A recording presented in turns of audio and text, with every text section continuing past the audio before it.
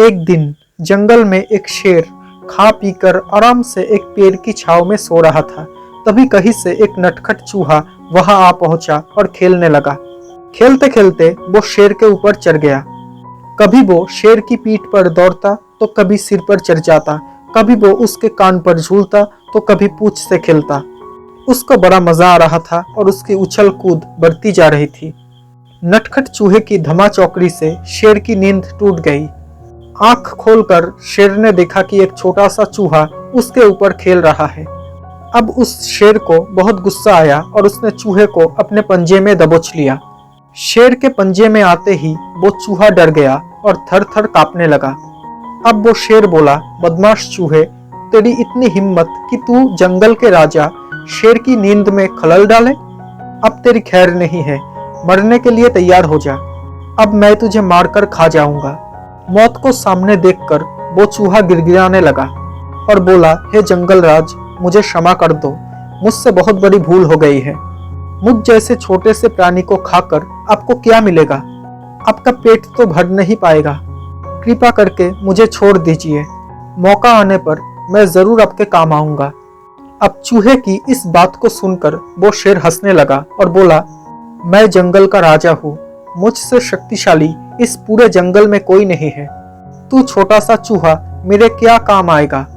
लेकिन फिर भी मैं दया करके तुझे प्राणदान देता हूँ। मेरी नजरों से दूर हो जा और आइंदा कभी मेरी नींद में खलल मत डालना। अब वो चूहा उस शेर को धन्यवाद कहकर वहां से चला गया। कुछ दिन बीते। एक दिन शेर जंगल में शिकार के लिए घूम रहा था कि वो शिकारी द्वारा बिछाए जाल में फंस गया। उसने बहुत कोशिशें की लेकिन जाल से बाहर नहीं आ पाया और वो मदद के लिए दहाड़ने लगा। शेर की दहाड़ वहां से गुजर रहे एक चूहे के कानों में पड़ी। ये वही चूहा था जिसने शेर ने दया करके प्राणदान दिया था।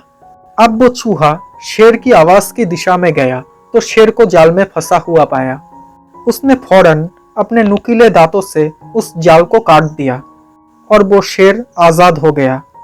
अब वो शेर ने उस चूहे को धन्यवाद दिया तो चूहा बोला, जंगल राज, आप शायद मुझे भूल गए हो। मैं वही चूहा हूँ जिसे आपने प्राणदान दिया था। मैंने आपको कहा था कि किसी दिन मैं अवश्य आपके काम आऊंगा और देखिए, आज मैं आपके काम आ ही गया। शेर को वो दिन याद आ गया और उस दिन की अपनी सोच पर बहुत पछतावा हुआ कि जिस चूहे को उसने तुच्छ समझा था, उसी की सहायता से वो शिकारी से बच पाया है। तो दोस्तों, किसी की बाहरी रूप को देखकर किसी के योग्यता को मापना नहीं चाहिए। उपकार कभी बेकार नहीं जाता। किसी न किसी रूप में उसका फल अवश्य मिलता है। दोस्तों, अगर ये कहानी आपको वाकई में पसंद आई हो तो प्लीज इस वीडियो को एक लाइक कर देना और मेरे इस YouTube चैनल को सब्सक्राइब कर लेना और सब्सक्राइब करने के साथ ही नोटिफिकेशन बेल आइकॉन को भी ऑन कर लेना, ताकि जब भी मैं ऐसा कोई वीडियो बनाऊं तो सबसे पहले आप तक नोटिफिकेशन पहुंच जाए। Thank you so much guys for watching this video. Stay happy, stay blessed. Bye.